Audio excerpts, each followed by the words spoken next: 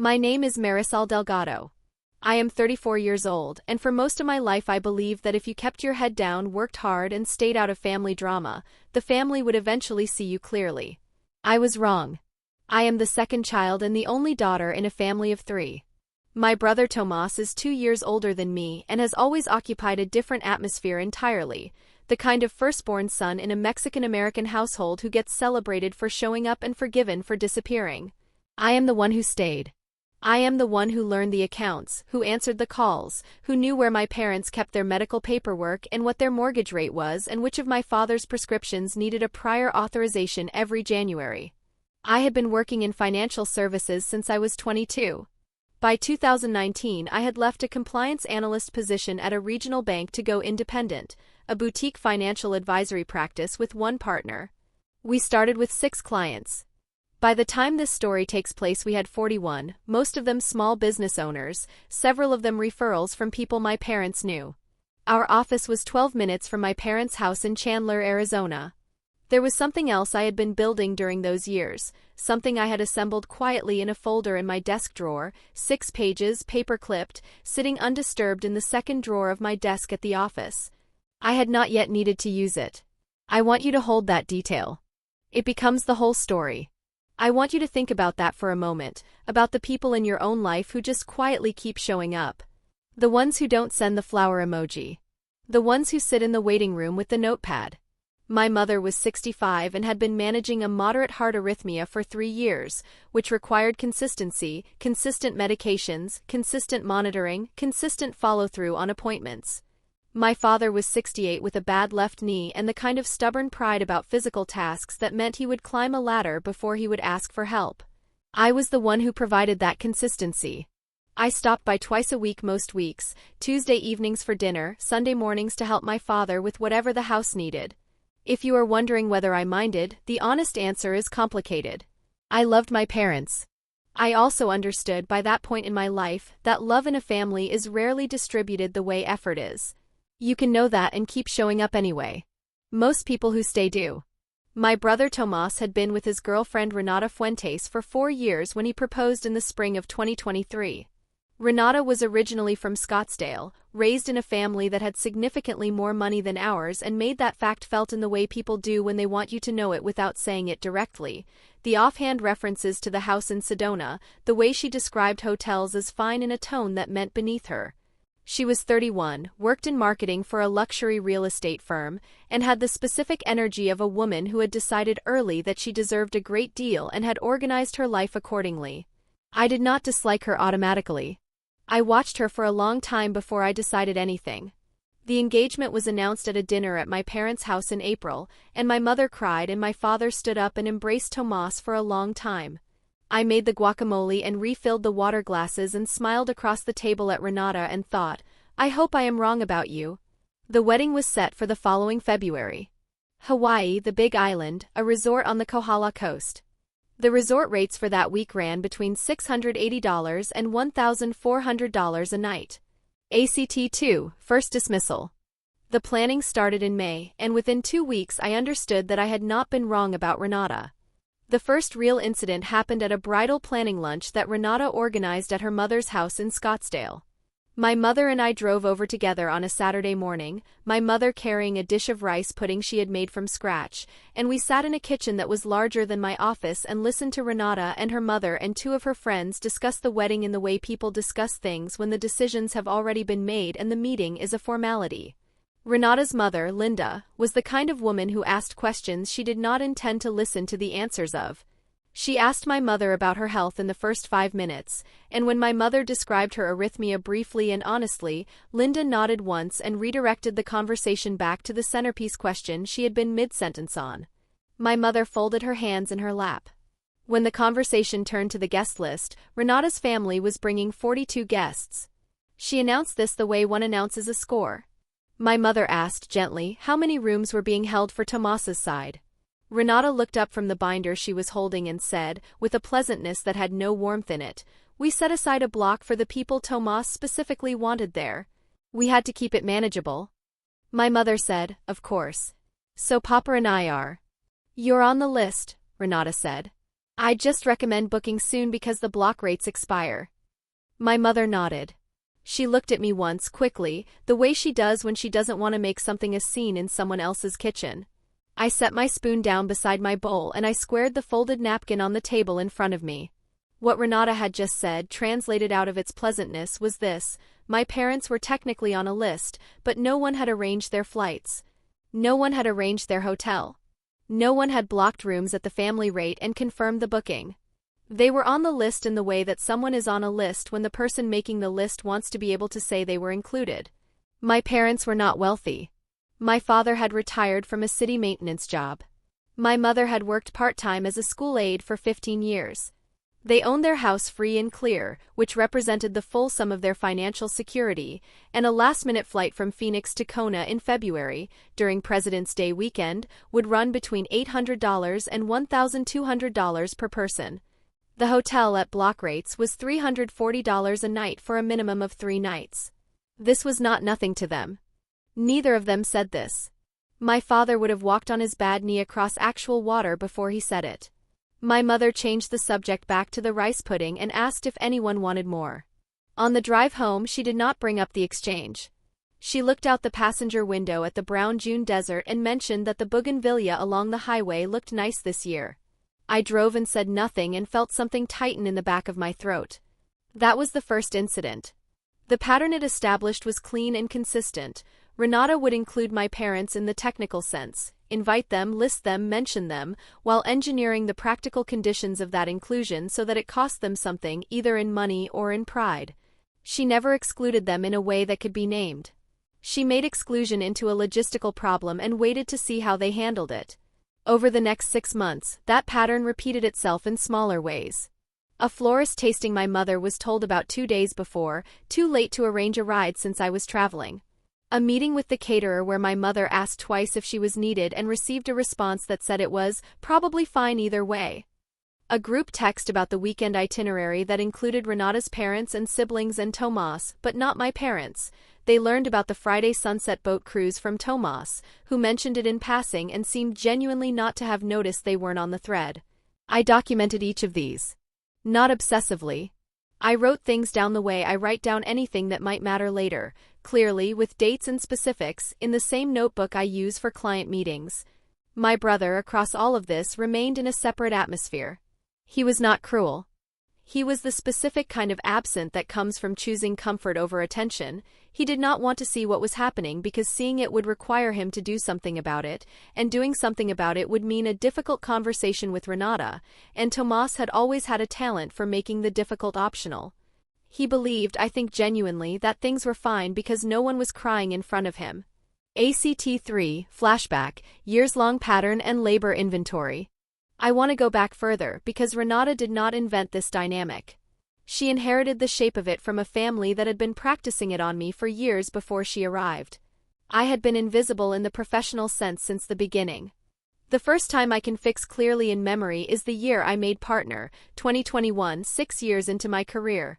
I drove to my parents' house that Friday evening with a bottle of wine to tell them in person. My father shook my hand and said he was proud of me. My mother embraced me. Tomas texted back 3 hours later, he had not been there, with a thumbs up, and then, a few minutes after that, a follow-up that said, "Hey, actually, can you call me this weekend? Need to ask you something financial." What he needed to ask was whether he should refinance his condo. This was the 4th time in 4 years he had asked me for financial guidance. I had also reviewed my parents' investment accounts when their advisor retired, found my father a lower-rate home equity line when his boiler failed, walked my mother through the Medicare Part D enrollment process twice, and drafted the paperwork when they updated their beneficiary designations after my grandmother passed. I had been managing the financial architecture of this family for over a decade, and no one had ever called it that. It was just what Marisol did. I helped my father repair the back fence the summer of 2020, after a monsoon took out 2 panels.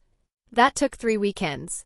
I learned what I needed from a YouTube video, and I bought the posts and the concrete, and I was there at 7 in the morning 2 Saturdays in a row with coffee and work gloves while Tomas was in San Diego for a friend's birthday. I drove my parents to their combined 20 weekday medical appointments in 2022. I counted them at the end of the year, not to feel sorry for myself, but because I had started tracking my time more carefully after my partner asked me, gently, whether I was burning out. 20 appointments. Several required me to rearrange client calls or push deliverables. Not once did I cancel. I was the one who called the insurance company when my mother's cardiac monitor prescription was denied the first time and needed a peer-to-peer review. That call took 4 hours across 2 days. I kept notes. The prescription was approved. My mother does not know how long that took. I did not tell her because telling her would have made her feel like a burden, and she is not a burden. I was the one who found the leak in my parents' roof in October of 2022, noticed the water stain during a Sunday visit, climbed up myself to look, got the estimate, vetted 2 contractors, helped my father understand which bid was worth the higher price, and drove over to let the crew in on the day of the repair because his knee was bad that week. I sat with my mother for 6 hours in the cardiology waiting room in 2023 when she went in for a cardioversion, a procedure where they briefly stop and restart the heart to correct the rhythm. My father was there too, but he does not handle medical settings well. He goes quiet and gray, and my mother spends her energy managing his fear rather than her own. I was the one who asked the questions and wrote down the answers and held my mother's hand in the recovery room and made sure she understood the discharge instructions, and then I drove them home and made dinner before I left. None of this was on any guest list. None of it was announced in a family group text. No one sent a flower emoji when I got off the phone with the insurance company at 6 p.m. on a Tuesday, having successfully reversed a prescription denial that would have cost my mother $340 a month out of pocket. It was just the shape of my life, and I had made my peace with it being unacknowledged, and for a long time that peace held. Renata's arrival did not break that peace. What it did was bring the underlying architecture into the light, because Renata was strategic about invisibility in a way that my family had only ever been careless about it. When my family didn't see me, it was because they were used to not looking. When Renata didn't see me, she had done the math first. The second specific incident I return to when I think about when I knew with certainty is a conversation that happened at Thanksgiving 2023. My parents hosted as they always did. I brought the flan and the roasted vegetables and the extra folding chairs from my garage and arrived at 10 in the morning to help my mother prep. Renata arrived at 2 with Tomas, carrying a store-bought pie she set on the counter with the energy of someone delivering tribute. She was on her phone for most of the afternoon. After dinner, while I was in the kitchen washing the dishes my mother's arthritic hands made difficult, I heard Renata talking to Tomas in the hallway. I was not trying to listen. "The house is small," she said. "I love your parents. They're sweet. Your sister's always here, you know? Like she's always around." Tomas said something I didn't catch. She said, "I'm not saying anything. I'm just saying she doesn't have much going on outside of this. Which is, you know. Fine." I kept washing the dishes. The water was too hot and I turned it down and kept washing. She doesn't have much going on outside of this. In November of 2023, I had 41 active clients. I had just closed the largest account my practice had ever taken on, a family-owned distribution company whose principal had come to me because a mutual contact told him I was meticulous and discreet. The account represented more recurring revenue than I had earned in my first 3 years of practice combined. I had not mentioned this at Thanksgiving. I did not talk about my work at family events because no one asked. I set the last dish in the drying rack. I dried my hands. I folded the dish towel in half, then in half again, and set it on the counter. And I said nothing. ACT 4, triggering incident. The text arrived on a Thursday evening in early January, 11 weeks before the wedding. I had been at the office late, a compliance review that had run longer than expected, and I was sitting in my car in the parking lot, eating a granola bar and returning emails on my phone, when the notification came through. It was from Renata, sent to me directly, not to the family thread. That alone told me something. "Hey Marisol. So I wanted to be transparent with you since you're closer to your parents' situation. We're not able to cover their travel or accommodations for the wedding. Budget is just really stretched and Tomas and I have so much already on our plates. If they want to come, they can totally figure something out on their end. It's really not that complicated. Just didn't want them to assume. Hope that's okay." I read it once. I read it a second time. Then I put my phone face down on the passenger seat and sat in the dark for a moment. I want to be clear about what this message was. It was not a logistical update. It was not a notification sent out of transparency. It was a task transfer. Renata was assigning me the job of telling my aging parents, one of whom had a cardiac condition and neither of whom had significant liquid savings, that if they wanted to attend their only son's wedding, they would need to independently source last-minute international airfare and 4 nights of resort-rate lodging for a holiday weekend in Hawaii. The casual construction, "It's really not that complicated, just didn't want them to assume," was the signature. That register. That warmth with nothing behind it. I picked up my phone again. I opened the travel site I use for client event planning. Phoenix to Kona, President's Day weekend, 2 seats, booking in January for February. The cheapest available option was $847 per person each way. The resort room block. I had the rate sheet from the original wedding planning email Tomas had forwarded me in the fall, $340 per night, 3-night minimum. That was $1,020 for the room alone. My parents would need approximately $2,700 to $3,000, assembled in 11 weeks, for a trip they had no reason to suspect they were expected to fund themselves. I called my mother the next morning, Friday, before she had a chance to hear from Renata first. I kept my voice level. I said I wanted to check in about the wedding logistics. She said, with the careful cheerfulness she uses when she already senses something is wrong, that she and Papa were very excited, that she had been thinking about what to wear. I asked if she had received any information about flights or the hotel. She paused. She said Tomas had told her they were handling everything. I said gently that I wanted to make sure she had the most current information and that I would look into it and call her back. When I hung up, I sat at my desk for a while.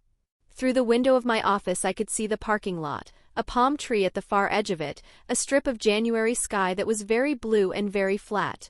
I thought about my mother's voice on the phone, that careful cheerfulness, the way she uses it as armor when she is worried and does not want to worry anyone else. I thought about my father, who would say nothing and feel everything, who would find some reason this was his fault. I thought about the cardioversion waiting room, and the insurance hold music and the fence posts, and the 20 appointments in a year, and the dish towel folded in half in that small kitchen at Thanksgiving. Then I thought about something else entirely, something I had been sitting on for 8 months, something that had nothing to do with the wedding and everything to do with the ground beneath it. I opened the second drawer of my desk. I took out the folder. It was a thin folder, 6 pages, paper clipped together, and I had first assembled it in May of the previous year, after a conversation with my accountant that had sent me back to look at certain documents I had not reviewed in a long time.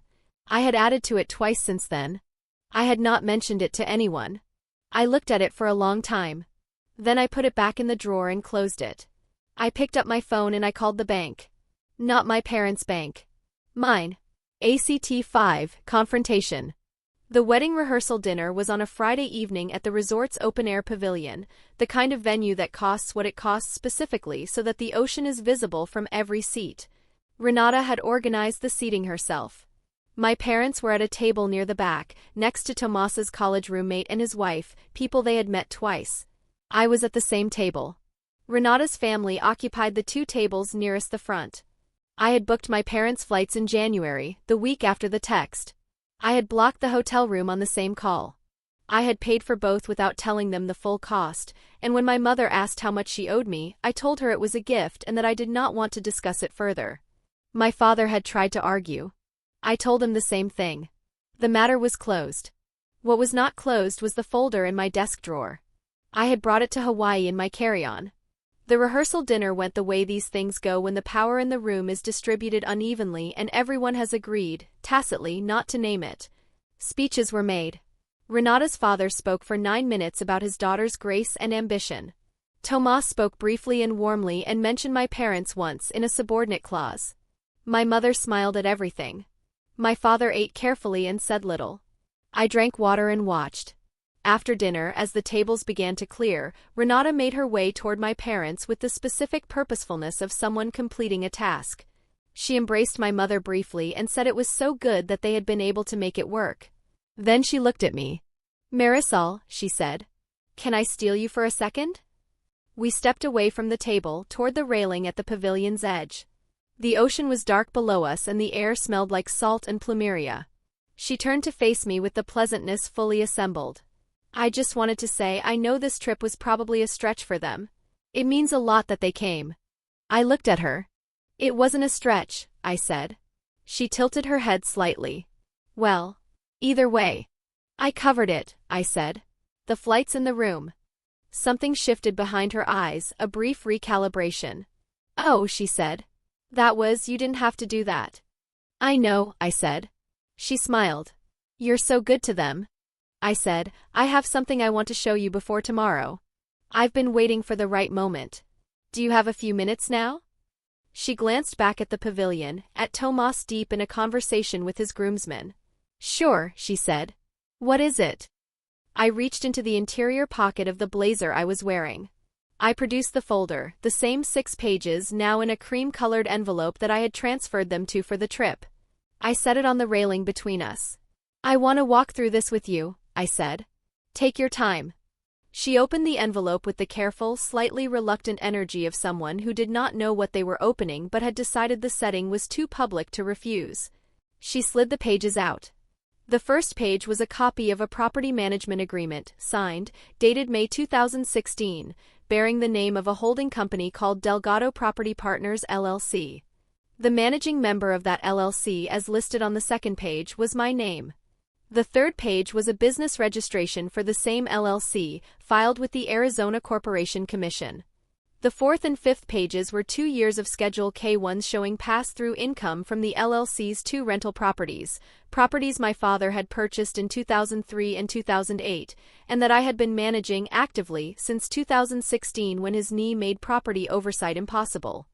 The sixth page was a net worth summary I had prepared, clean, 1-page, professional, showing the current appraised value of both properties combined.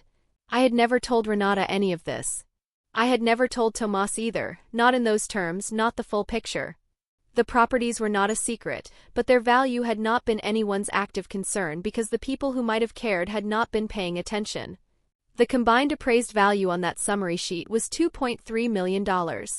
Renata read the first page. Then the second. Her thumb moved to the corner of the third page and she stopped. She looked up at me. What is this? She said. It was not quite a question. My parents' assets, I said. The ones I manage. I thought you should have a clear picture. Why? She said. The pleasantness had gone somewhere. Because you sent me a text in January telling me my parents could figure out their own travel to their son's wedding, I said. And I wanted you to understand who you sent that text to. She set the pages down on the railing. Marisol. I'm not finished, I said. I kept my voice even. The LLC generates approximately $78,000 annually in rental income. Both properties have been managed without a management fee since 2016 because I am the managing member and I chose not to charge one. The net management value I have contributed over 9 years, at standard rates, is approximately $90,000. That is in addition to what I do for my parents in every other capacity. She said nothing. I covered their travel this week because it was the right thing to do, I said. I am telling you all of this not because I want anything from you.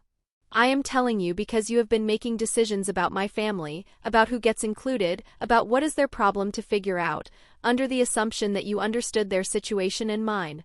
You didn't. I picked up the envelope. I slid the pages back in one at a time and resealed the flap. I hope tomorrow is beautiful, I said. I mean that. And I walked back to the table where my parents were sitting. ACT 6, Aftermath and Exit Statements.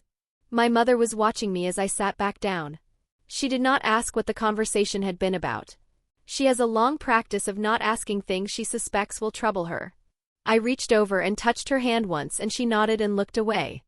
The wedding the next day was genuinely beautiful. The Kohala coast at 4 in the afternoon, the light coming in low and gold over the water, my mother in the blue dress she had bought specifically for this and my father in a suit jacket he had pressed himself the morning of.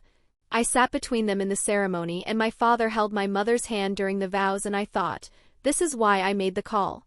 Not for Renata. Not even for Tomas.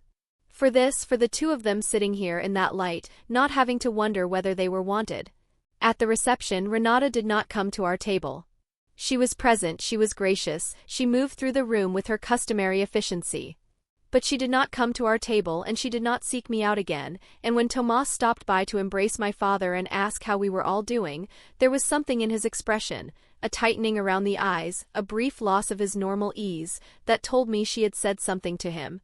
He looked at me once, quickly, and then away. I let it sit there.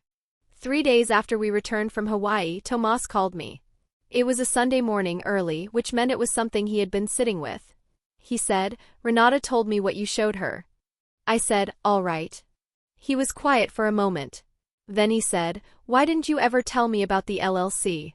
About what you've been doing with those properties all this time?" I thought about how to answer that. I said, "You never asked." He said, "That's not," and stopped. He started again. "She told me you basically ambushed her." "I showed her some paperwork," I said. "She was welcome to leave the conversation at any point." "She's upset," he said. I said, "Tomas, I want to ask you something and I want you to actually hear it. In January, before the wedding, did you know that your wife had texted me to say that Mom and Dad could figure out their own travel?" Silence. "Did you know?" I said again. "She mentioned it," he said. "I thought I figured you would handle it." "You figured I would handle it," I said. "The way I handle everything." He didn't answer. "She texted me," I said, and I let my voice stay level and clear, "to tell me that if our parents wanted to come to your wedding, they could figure it out themselves. I want to say that sentence to you plainly because I think you have been not quite looking at it since January, and I need you to actually look at it now." Another silence. "Longer." I said, "She told me to handle it. She told me it was not her problem." I have heard that register before, Tomas, from her at a kitchen table in Scottsdale when Mom asked about the hotel block. From you every time something needed handling that you didn't want to think about. She told Mom she was on the list. She told me it wasn't complicated. She said Mom and Dad were welcome to come if they figured it out. And while she was deciding how complicated our parents were, I was managing a $2.3 million property portfolio for them. While she was not putting them on the itinerary thread, I was on hold with their insurance company for 4 hours reversing a prescription denial. While she was hosting tastings she forgot to invite Mom to, I was on my 3rd weekend repairing the fence in the backyard. I was never not here, Tomas. You just decided that what I was doing was the baseline. He was quiet for a long time. Then he said, "I didn't know about the insurance company." "I know you didn't," I said. "That's what I'm telling you." I heard him exhale. Not an angry exhale, something more complicated than that. Something that sounded like a man encountering the shape of a thing he had been actively not seeing for years. I did not press it. I did not need him to say anything specific. I said, "I love you. I love Mom and Dad. I want things to be different going forward. That's all." We stayed on the phone for another minute, saying things that were smaller and easier, and then we hung up. The things that go unacknowledged in a family don't disappear. They accumulate quietly the way property value does, invisibly over years, until someone finally does the math and the number surprises everyone in the room. I had been doing work that no one had priced. That didn't mean it had no price. It only meant that I had been the only one keeping the books. I am not sure what I expected to change after Hawaii. What I got was something more incremental and I think more real. Tomas started calling more often, not dramatically more, not in a way that announced itself as change, but enough that I noticed. He asked once about the properties, genuinely, the way he might have asked years earlier if he had been paying attention. My mother mentioned months later that Renata had asked after me at a family dinner, said my name without the register attached to it, the way you might ask after someone you have decided to treat with a certain care. It was not reconciliation exactly. It was something quieter, a realignment. The weight got redistributed a little. The books got opened. My father still climbs ladders he shouldn't. My mother still uses her careful cheerfulness when she is worried. I still drive over on Tuesdays. But something was said that couldn't be unsaid.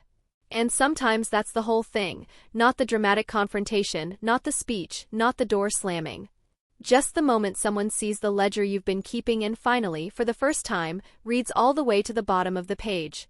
If there's something in this story you recognize, the invisible labor, the assumption that someone will just handle it, the family member who shows up so consistently they become furniture, share it with someone who needs to hear it. These stories find the people they're meant for. This is a fictional story created for entertainment purposes. All names, characters, and events are products of the author's imagination.